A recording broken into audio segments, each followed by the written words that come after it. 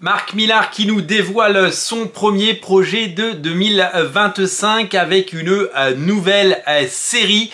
Bienvenue dans l'Actu Comics, votre émission 100% comics qui vous donne toutes les informations de la planète comics. Et aujourd'hui, on va parler de Monsieur Marc Millar, la superstar de Wanted, Big Game Ambassador et tous ces titres qu'on adore, avec notamment Magic Order et Jupiter's Legacy.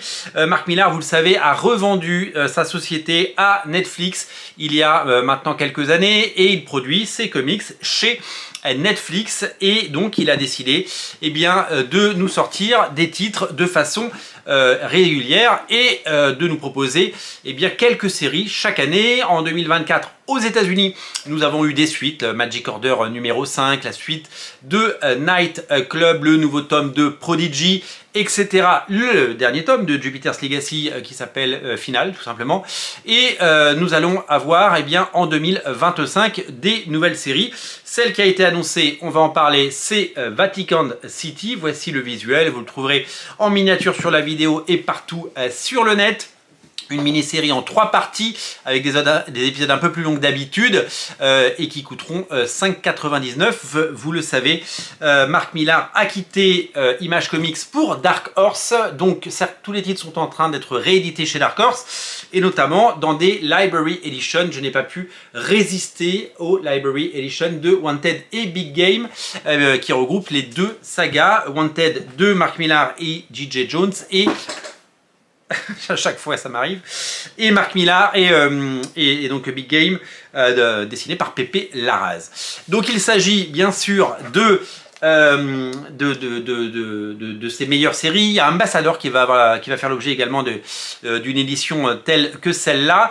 Marc Millar devait, et en tout cas il avait tweeté en octobre ou en novembre, que le 2 et le 9 décembre, il allait annoncer ses nouveaux projets Millar World et un projet en dehors de Netflix et du deal Millar World. Donc tout le monde espérait soit un retour chez DC sur Superman, soit l'événement qui nous est promis, un grand retour chez Marvel pour une sorte de nouveau Civil War. Donc il y arrivera certainement à un moment. Le 2 décembre, il ne s'est rien passé. Le 9 décembre, il ne s'est rien passé. Il aura fallu attendre quelques jours avant Noël pour découvrir l'annonce donc de Vatican City. Donc 3 épisodes. C'est dessiné par un dessinateur qui s'appelle Per Berg dans un style très intéressant. Alors du coup, on est évidemment loin des superstars de Marvel ou de DC que Marc Millar avait l'habitude d'aller piquer pour ses projets. Il mise, comme sur Night Club, sur un jeune talent et sur un nouveau dessinateur. Depuis 2 ans, on peut le dire, il n'y a pas de grands noms, il n'y a pas de grands dessinateurs, il n'y a plus de Olivier Coipel, de Frank Quitely, d'auteurs de cette trempe. Et c'est vrai que depuis les sorties de Big Game, les sorties de Nemesis notamment où on avait Pepe Larraz et Jorge Jiménez, et puis évidemment Ambassador avec Travis Charest, avec Frank Quitely, avec Olivier Coipel parmi tant d'autres, ça manque un peu de grands noms, voilà, disons-le clairement. Le pitch de Vatican City, c'est que il y a une invasion de vampires et qu'il y a 8 milliards de vampires, c'est-à-dire que les 8 milliards d'habitants sur Terre deviennent des vampires. Et il y a un îlot qui est protégé de cette invasion, c'est le Vatican. Et donc tous les gens qui sont réfugiés au Vatican, donc des touristes pour la plupart, et puis les gens qui travaillent pour le Vatican, se retrouvent enfermés à l'intérieur. Dehors, les gens, les vampires attendent, évidemment, comme dans tout bon film de zombies, tout comme dans Walking Dead, comme dans énormément de séries, et comme dans l'assaut sur le Precinct 13, ce film que vous connaissez, qui a eu droit à son remake.